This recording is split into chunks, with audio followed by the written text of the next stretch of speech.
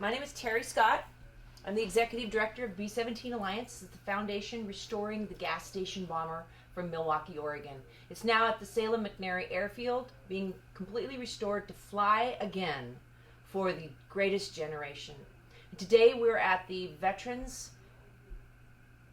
Home in Veterans Lebanon. Home, yeah. Veterans Home in Lebanon. Yes. And we're interviewing another veteran, another World War II veteran. But I wanted to share with you a necklace that I'm wearing today. This necklace was designed by Art Lacey himself, and it is a full solid silver. It says it's the world famous World War II B-17 Flying Fortress on one side, and then on the back it has been dedicated since 1947. This B-17 has been dedicated since 1947 to honor the valiant services and dedication to the U.S. Armed Forces who served so valiantly during World War II to the passing era of the propeller-driven airplane. So this is a really cool piece that I love to wear just to remind people of who we are and what we're up to. We love the history, and we're excited to get to interview you today. So tell me your name. Paul Wilson. Paul Wilson. Are you a World War II vet? No. No? Korean. Korean. Okay. And you served in what branch? The Navy. The Navy. Yeah. And what was your position? Diesel mechanic and water superintendent. Water superintendent. Making fresh water out of salt water. Really? Yes. So for the guys to drink? Drink, and also for the boilers, had to be salt free for the boilers. Okay, I didn't even know anybody ever did that. Oh, I yeah. learn something every time I interview. Yeah. That's the only way I get my history. Oh, it's, You know, they don't teach it. They didn't teach it much when I went to school, so Right. I'm getting it by interviewing veterans. right. I've been doing this a long time, and I really want you to understand how you build my patriotism. So thank you for being here today to share this, Right. so we can build the patriotism of our country, Right. so they understand the sacrifices that our veterans did for us to live in a free country. Yeah. So, how did you end up being in the Navy? I've always liked the ocean, Oh, okay. and I was going to be drafted into the Army, and I wanted a dry place to sleep and warm food all the time. That works, right? Right. So why were you going to be drafted? I had just turned 18 And there was the open draft at that time. for the Korean War. Yeah. How did that feel for you? I figured somebody had done it for me, and it was my turn. Good for you. Yeah. So when you went to Korea, how long were you in there? Well, off and on, we'd go over there for about 6 months, and then back to the States, and then go back again, all during the Korean War. What was your mission? Protecting minesweepers. I was on a destroyer escort, and we would go up and down the coast and firing the railroad tunnels. So the railroad tunnels to stop the railroads from being able to transport. Right. But they would get them rebuilt every night after we'd. Really? Yeah. Wow. Keeping you busy. Yeah. So what's your most memorable moment? I don't know. There are a whole lot of them. Can you have a Well- story you can tell me? That we were protecting a minesweeper, and they were shore battery it, and you could hear the shrapnel hitting the side of the ship right outside of where I was working. That's scary. No, I didn't pay much attention to it, but Oh, it didn't go through the ship. no, Oh. it didn't. You could just hear it. We were out far enough that it just barely hitting. So shrapnel, is that sort of like flak? Yes, The same thing, different word. right. We had for years people always said, "What is?" They would talk about the flak, Right. and not being of that era, I didn't understand what that was. So finally, I had to have it explained to me. And so, can you explain shrapnel to those people who might not know what that is? Well, it's just small chunks of metal that are fired, and kind of like a shotgun. the pellets out of a shotgun, Gotcha. only out of a bigger gun. Like a big giant Right. bazooka or something. About a 5-inch gun, short from shore. So you were a diesel mechanic. Yes. What'd you work on? Well, we had the first ship I was on. Worked on the. We had 2 lifeboats on there, and I kept the engines going on them.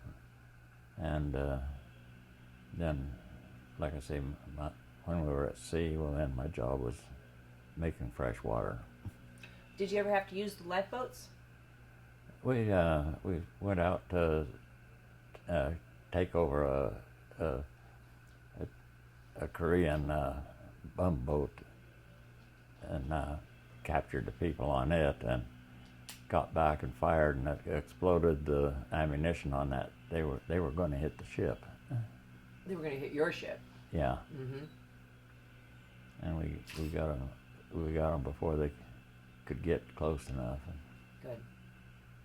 And then, so that was a little exciting. Yeah. So when you were, did they use the ship? They use the safety. I'm sorry, the life raft, whatever, the life ship. Lifeboat. Yeah, the lifeboat. Did they use it, or did you use it to transport them, or what did you end up using it for? Well, we used it to transfer stuff from one ship to another. Okay. out at sea, and when an airplane or pilot went down, we rescued him and used the boat to pick him up out of the ocean. Gotcha. So how were you received when you came home? Oh, real good. 9 years after I went in, I came home. 9 years. That's a long time. Yeah. Thank you. Yeah. Well, I was going to make a career out of it, but my dad had log trucks, and he started having chest pains, and I figured that I'd better come home and help him.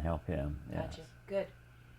I talked to there's a woman that I listened to speak who was a Korean girl who came over and was rescued by the Americans and came over to America at 11 years old. And had she not, doesn't think she would have lived. And she speaks now to thank the veterans for that. And she's become a very successful American. She's been president of Rotary and just been a really good citizen. Yeah. So I want to share that with you because I don't know if you always hear that. You know? And so she's very grateful for the service that the Americans did for her. Right. So you said you remembered the gas station bomber. Yeah. What do you remember? It was set up a year before I went in the Navy. Oh, really? Yeah. 1947. And I went in at 48. Oh, very good. Yeah. Where'd you grow up? Alsea. I was born and raised there. It's 25 miles west of Corvallis. Okay. All right. On Highway 34. So did you get gas at the bomber? Huh? Did you get gas at the bomber? No, I wasn't driving at that. Oh, you were too young, or no? You were going into service. My folks, when we'd go up, up through Milwaukee into Portland. Did you go to see that plane? Yeah, we stopped once. Yeah, that's about the only. And then after I got out, I went by it quite a bit because I was hauling lumber into Portland and coming up. The main highway there, the superhighway. Right. Can you believe that? Was there trees on the highway at that time? No. No trees? No. Was it? It wasn't neon lights yet, was it? No. No. Yeah. No, we have that plane now in Salem. Did you know that? No, I had heard that you had moved it to Salem. I was going to give you a postcard. I forgot to do that. Here's a postcard of the airplane. Oh, So now we moved it. Here's pictures of us sectioning it out and moving it to Salem.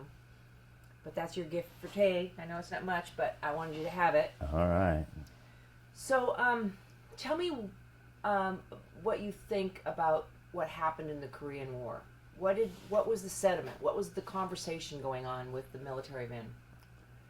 Well, they was wanting it to get over with, but they got pretty mad when MacArthur got fired because he had the idea that, and like all of us figured, if you go to a certain point and stop, you're going to get pushed back. And MacArthur wanted to go in after the enemy in their territory, and they wouldn't let him. So it bothered us quite a bit. You wanted to keep pushing. Yeah, yeah, because you come up to us, like if you're fighting somebody and you get up there right to the line and stop, well, he's going to knock you back. Right? You lost ground. Yeah, you lose ground, and it was unnecessary. We should have kept right on going and get it done. Was that when the war, then we pulled out, or what happened?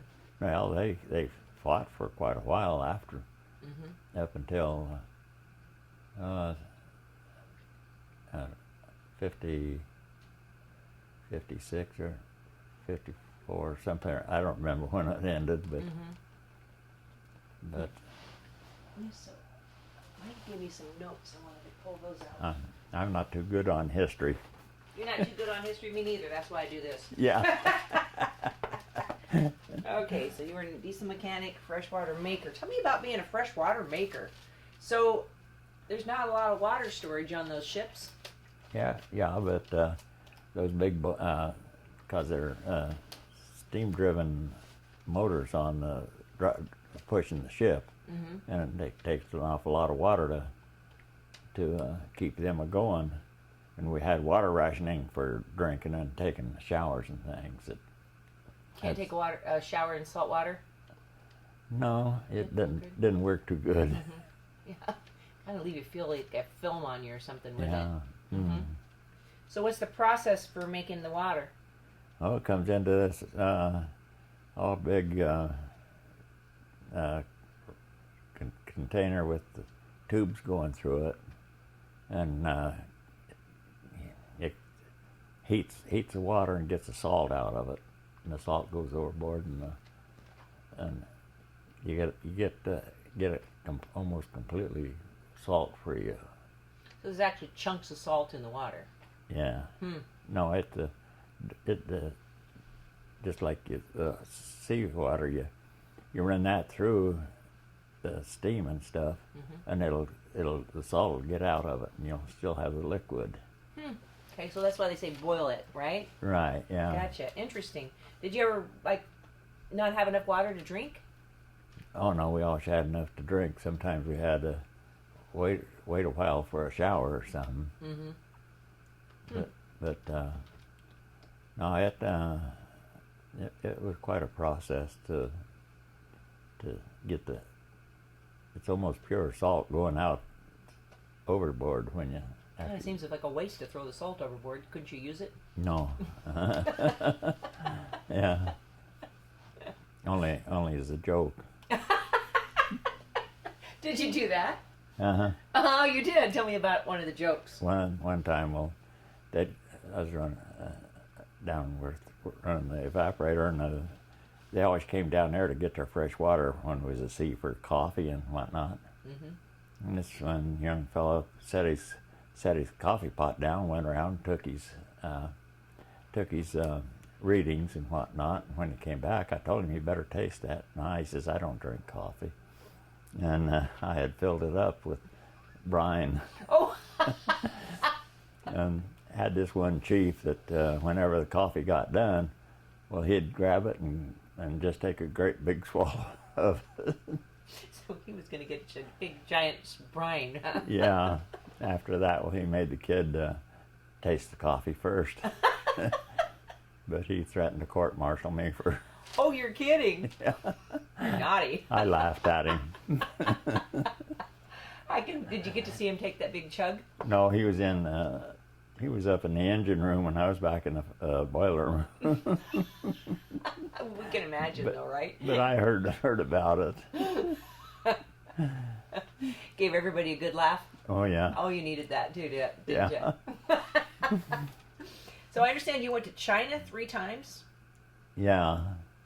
Well, we went down to Hong Kong, Mm-hmm. and then the just before I got out, I was on a submarine rescue ship, and we had divers on it, and they sent us down to the China Sea.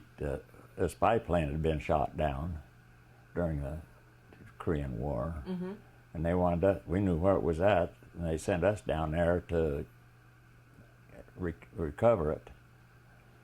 But they didn't send any protection, just our ship. And we had a diver down there and getting ready to hook it up so we could lift the plane up. And here come the Chinese ships. Oh, So we got out of there real fast. real fast. Huh? How many ships do you think were coming up? I don't know. I know there was 3 of them, but one is enough because we didn't have any guns on ours. Oh, right. Oh. Yeah. So that was one trip. What about the other 2? Huh? Did you go 3 times? No, just the 2. Oh, okay. Uh-huh. Mm-hmm. You had shore duty. Mm-hmm. First fire crash in California. Out in the middle of the desert. Tell me about that. Well, they ask you where you want to go for shore duty. Well, my buddy and I both, he lived in San Diego, and so he put in San Diego and San Francisco as first choice. Well, I put in Washington and Astoria. Well, they sent me out in the middle of the desert and sent him up to Washington. Oh, just the opposite? Right, yes. If you, no, that was hot duty out there. Mm-hmm. In Washington, it was hot. No, in California, right. Right, down next to the Mexican border out in the middle of, down at El Centro. What'd you do down there? I was on crash crew, assistant fire chief. Mm-hmm. And we had, and if somebody close to the base had a house fire or something, and the county truck was busy, well, we'd go to the take trucks and go out there and fight the fire for them. Mm-hmm. And but the rest of the time, when plane crashes, we had to go out in the middle of the desert on them. So save them, pull the people out of the crew or anything like that. Well, it was all single engine planes that would crash, and we'd check, make sure that no bombs were going to go off or anything. And one time the plane had crashed and the pilot hadn't got out, and that was the worst experience. Did he go down? Yeah, the plane exploded and scattered over a 40-acre field, Oh my! and we had to recover the body parts and everything. And that was about the worst of. Mm-hmm. Were you in combat battle? Other than just the threats, did you? In the Navy, we yeah. Okay. Yeah, we'd spend 30 days at a time out in combat and protecting the other ships, the aircraft carriers and things, and Mm-hmm. then go in for repairs, and then go back out for another 30 days. And you said you were in what kind of ship? A destroyer escort. Yes. Okay, so you were an escort, and you did not have ammunition? Oh, that did, yeah. Okay, But the submarine rescue ship didn't. Gotcha. Yeah. Did I mess up that whole story? Yeah. But what active something about active mail delivery school crossing guard daily happy guide? that's right here. That's right. Oh, you do the mail? Well, I do. I get up at 4 o'clock in the morning and deliver the papers Oh, do you? to all these buildings. Mm-hmm. And then by that time I eat breakfast, and then it's time to go out to the school crossing at 7:15. and then come back and kind of mess around. But any time, come down every once in a while if any FedEx or UPS has left any packages, well, I deliver them. Nice. And then at noon, the mail gets here and I deliver it. By the time I get it delivered, generally it's time to go back out for school crossing. You're a busy guy. I try to. Yeah, that's great. That's all my life I've had to keep busy. I couldn't sit around. Mm-hmm. I retired at 80. Oh, there you go. for the third time. Were you a truck driver until 80 or what? No. No. No. And when I turned 66, well, I started having chest pains, and so I decided it was time to quit. And so I did, and laid around for about a month. And a friend of mine had a lowboy and a dump truck, and he said, well, why don't you drive for me once in a while? The lowboy hauled cars and pickups for Bell Telephone around the state. So I did that, but every once in a while was every day. There, it turns into, always does that, doesn't it? Yeah. A little bit turns into a lot. And they said, finally I just told my wife, I said, I gotta quit this. And so I said, let's sell the house and get a fifth wheel. So we did, and we went back to Texas and Oklahoma, where her folks were from. Mm-hmm. And spent 2 weeks there, and then came back and belonged to a RV park over at the coast, over at Wheeler. Mm-hmm. And we'd go in there for 2 weeks, and then go up to Wallowa Lake for a week and fish and goof around. And about 2 months, and I pulled into the RV park there, and they said, well, why don't you just park that up on the hill and be our security?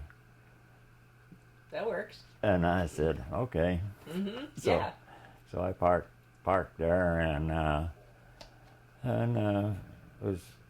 I'd got my security license, and I was giving people lessons for getting security. And about 3 months later, they said, you know, you are the manager here. I got a new title now. So I did that until I was 80. Very good. That's awesome. And my wife was getting sick, so we came back to Corvallis, and then I was out walking every day to keep from going completely bananas. Mm-hmm.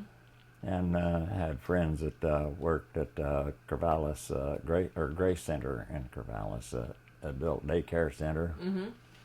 And they said, well, why don't you, and I had friends, and I went in to visit them, and they said, well, why don't you volunteer here? We need volunteers.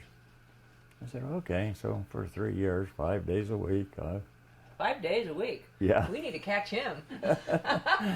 And then the wife got sick, and I had to quit and take care of her till. And I lost her in 2014. 4 years ago, almost 5 years ago. Yeah. Mm-hmm. And then from then on, I kind of went downhill. I got up one morning and took 2 steps, and down I went. My spinal cord got pinched off and killed everything below my hips. Oh. And didn't see that coming? No, I'd been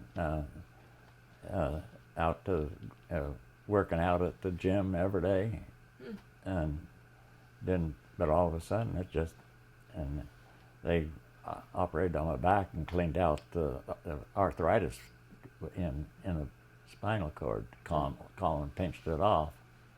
Well, they got that going, and I was doing good. I was walking and with a cane and cooking for everybody, and then a year later, I came out of the fifth wheel one day and missed a step and went down and broke my hip. Oh boy. So I've been here it'll be 2 years in June. So you have had quite a life as a veteran with lots of different things in between. How has the Veterans Association taken care of you? Here's good. Mm-hmm. It's great. Couldn't be in a better place. Awesome. That's good. I also see a connection with the veterans that you never give up. I don't want. No, I can't. No, you never give up, and you strive for the best in every day. Yeah, Yeah, that's a really admirable trait. yeah, yeah. I see some of these people, and I feel sorry for them.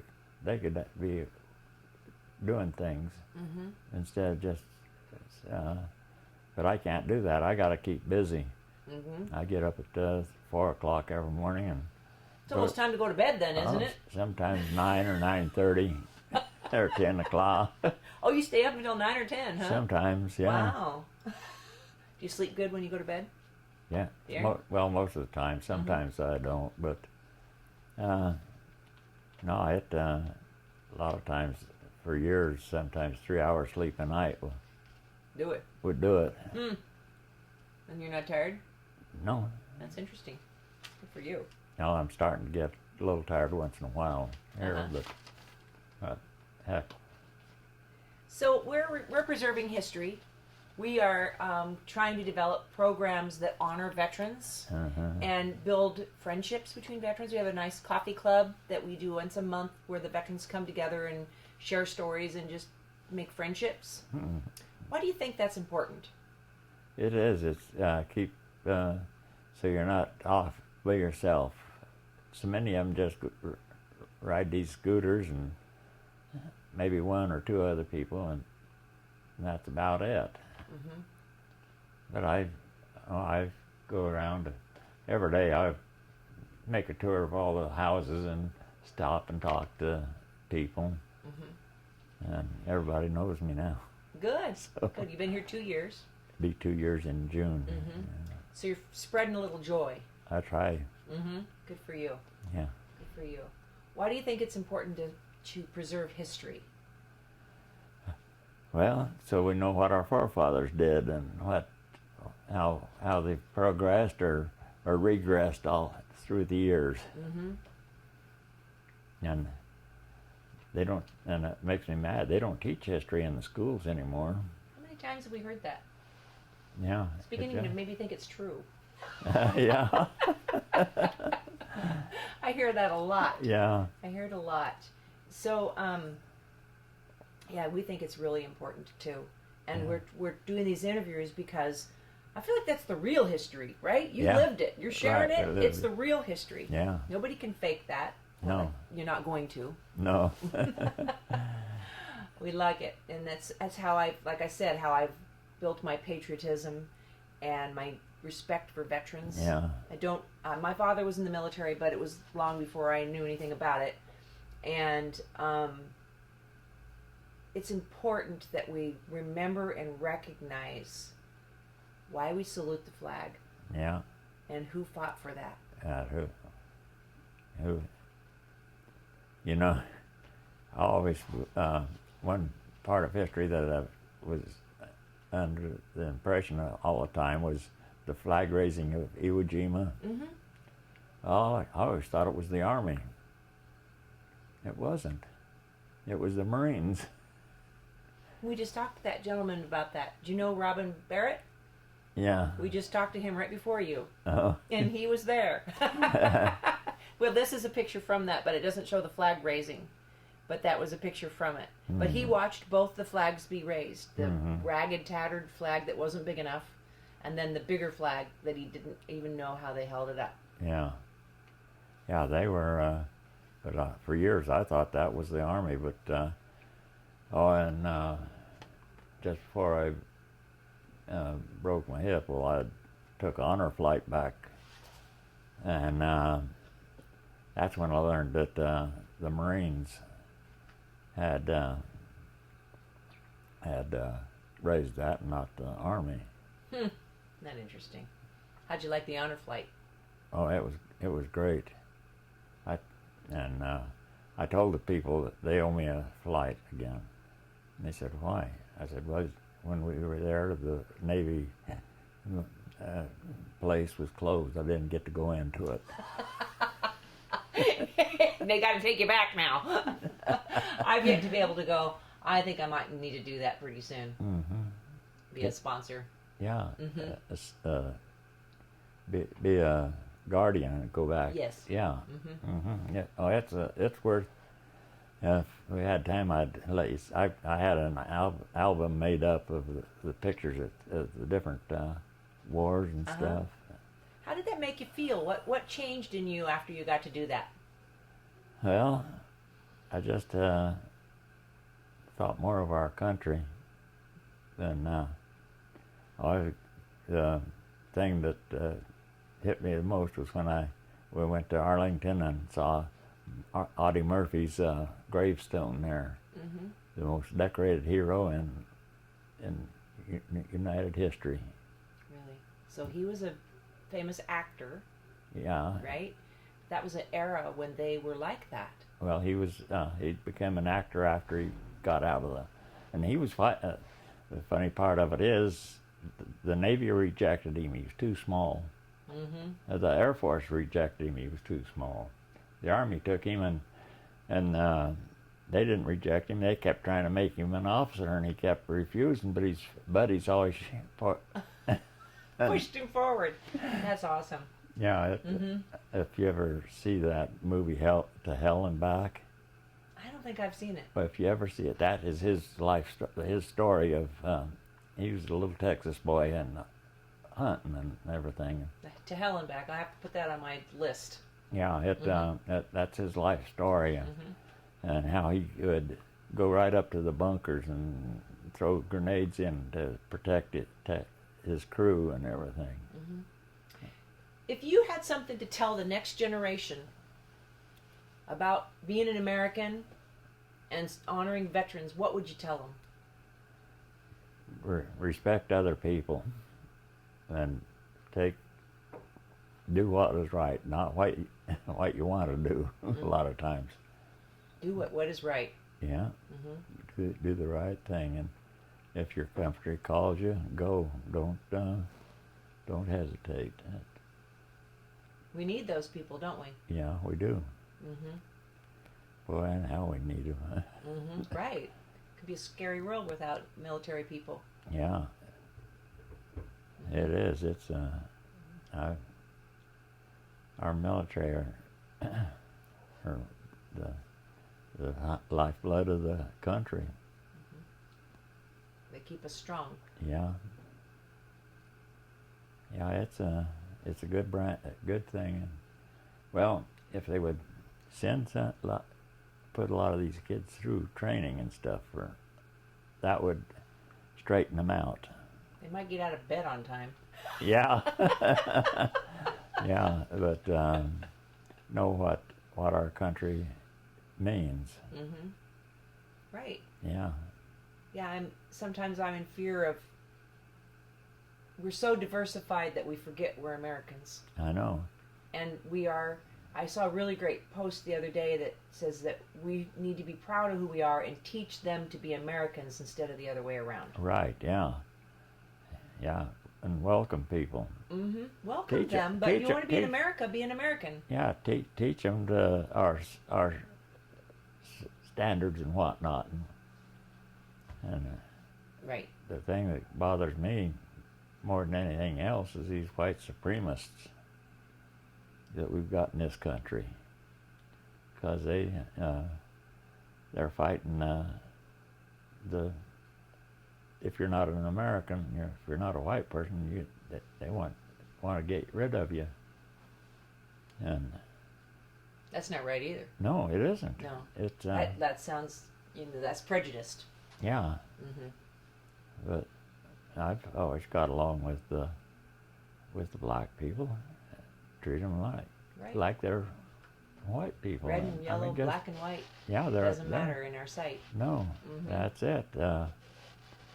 And when some of these college kids got to rebelling against everything, that irritated me. And we had one black family in Corvallis there, and I had coffee with their dad all the time, and his boy was at Oregon State when they had started having those riots, and his boy was the leader of it. And the old man said, "Don't you ever set foot on this land until you can act like a man." He said, "You're not welcome in my house as long as you're not acting like a man." And it took a while, but the kid finally straightened out. Mm-hmm. His dad stood up for what he believed in. That was good. Right, yeah. Mm-hmm. Yeah, his dad said it took me a lot of years to get the good reputation that I've got, and you're not going to ruin it. Mm-hmm. Right. Good But- for him. That's hard to do Yeah, for your own child. yeah, Wow. Yeah. yeah, it is. But Mm-hmm. it always bothered me, the trying segregating yourself from others. No. Right. No, No. We have to learn to get along. right, I still do believe in the rule of American. You know, we're a great country for a reason. yeah, And if you want to join us, join us. mm-hmm. Don't try to make us be your country. This Right, is America. yeah. Mm-hmm. Of course, it could be like Governor McCall used to say when he was the governor. Yeah. A lot of Californians coming up in here. Oh, right. I remember that. California, go home. No, go come and visit, but go home. Right. Oh, do you have any questions for him? No. Nope. Okay. I guess you're done. Oh, Do okay. you have anything you want to share with us? No, I just glad to get a chance to say something about it. Yeah. I mean, this is your chance to tell the next generation what you think. I think that everybody should have a term in the military. Even go to a cadet school or something. That's a great idea. Yeah, and learn what it's all about. Not well. They can do it for us. We sit back and let somebody else do the work for you. That sleeping at the wheel. It's kind of like that, walking in somebody else's shoes, you know? You never Yeah. know until you walk in their shoes. Right. Yeah. Mm-hmm. No, I've always tried to be friendly and whatnot to people. Right. You're a friendly warrior. I like it. Yeah. They say, "Well, you're always smiling." I said, "Yeah, that confuses people. They think I know something they don't." That's good. I like Mother Teresa always said that a smile may change somebody's day, and it's free. Yeah. Something to that effect, anyway. Yeah, I've yeah. always remembered her for that smile. Smile at people. Is smile and the world smiles with you. Cry and you cry alone. Mm-hmm. Mm-hmm. Yeah. But and the biggest harm to this country is not letting the kids learn how to work. They can't work until they're 16, I agree. and that gives it. That's why we're having so much crime and stuff. The kids have got too much time on their hand, and Well, and you can't train them because they never get an opportunity to work, and then they yeah. you know, you're not going to hire somebody that can't do the job. Well, my boy, when he was in junior high, he I was sending him out to the strawberry patch, and the first day he made 75 cents. And I told him, I said, "You got one more chance. You get out there and you work. Don't stand around and talk and eat strawberries." Well, that day he made 50 cents, and I said, "Okay, from now on, all summer long, you're going to go down to the shop with me. You're going to grease trucks, you're going to paint wheels, and you're going to clean the shop. You're not going to have time to get in trouble." Good. And all through high school, I made him work every summer. I bet he's a good mechanic, isn't he? No, he's a lawyer. Oh! He said, "I don't want to get that hands dirty anymore." Yeah, but no, he's put himself through college, Good and for him. he said, I want this, for my own edification, I want this college education." He said, "I may have to work, dig ditches, but," he says, "I'll know how." But another thing was that when he was junior high, he was a good basketball player. So my in-laws, they came up to Sweet Home when he was going to play one day, and he was shooting baskets, making baskets from outside, and the coach pulled him. And he came over to see it, over and started complaining to Grandpa. And Grandpa said, I'm going to go ahead. I said, you're not going to do nothing but sit down and shut up. I asked the boy, I said, what did the coach tell you? He said he wanted us to work it inside, but I said, there's no but about it. What he's trying to teach you kids right now is everything has to be teamwork. It's not a one-man show.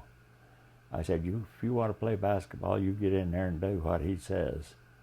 I said, all through life, if you own your own business, it's still got to be teamwork. It's not, he reminds me of that every once in a while. That's okay, because it's the truth. It's the Everything truth. is the teamwork. What we do at the B-17 hangar, it's this wonderful, amazing team of people making it happen. Yeah. What they get done here in this home is the same thing. Yeah. One person can't do it by themselves. No, No,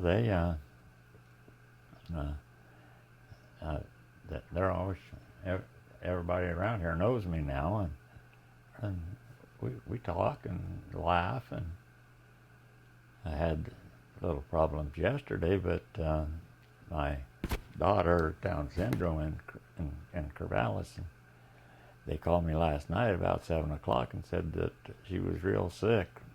And then about 9 o'clock, the doctor called and said we're transferring her to the hospital. It's we think it's her heart, and so now I told a couple of people that got around, and today people come out. Well, we're with you. Is she in the hospital now? Yeah, but it wasn't her heart. I don't know what today they're giving her an MRI, and I'll know this evening what it was. But after all night long, I was wondering what it was. Where does she live? She lives in a group home in Corvallis. She's Down syndrome, and she's always wanted to work up until she had a stroke. But now, if we'd say we was going to go on vacation, I can't. Got to work. Love it. Love it. But we around the house, we never turned her down. We let her get in and help. Good. So she could learn something. She's a survivalist. Yeah. That's great. Yeah.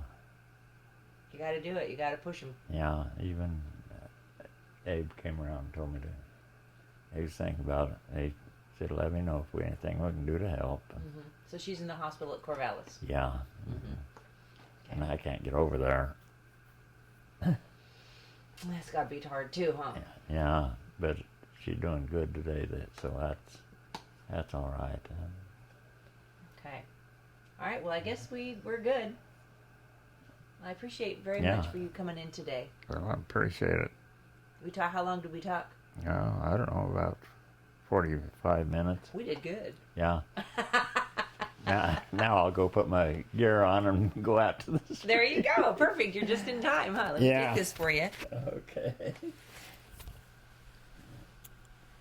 Yeah, if I'm not out there, the kids will ask. I want to know where the heck you are. Yeah, or if I'm sick or something. Uh-huh. Got one little boy. He's my friend. He's a kindergartner. He's just about that high, and I call him Scooter because he'll come up the sidewalk and he sees me, and here he comes, just a running. And when we first started out, well, he would come up and give me a hug, and then you take my flag and flip it a couple times and take off down there with his sister just yelling at him. But then one day he came up there and I said, well, look at that. Who in the world is that? And he looked in the mirror. He says, well, that's me. And from then on, twice a day, he stops and he looks in the mirror. And now he wanted to know how to turn it on. And I showed him how to turn it on. But don't don't touch any, don't do anything. But he found the 2 horn buttons, and he'll toot those, and then he turns the lights on, checks the lights, makes sure that they're working, then down the street he goes. That's great. I think it's wonderful that you're doing that with those kids. Oh, I enjoy it. I enjoy kids, and Nice. yeah.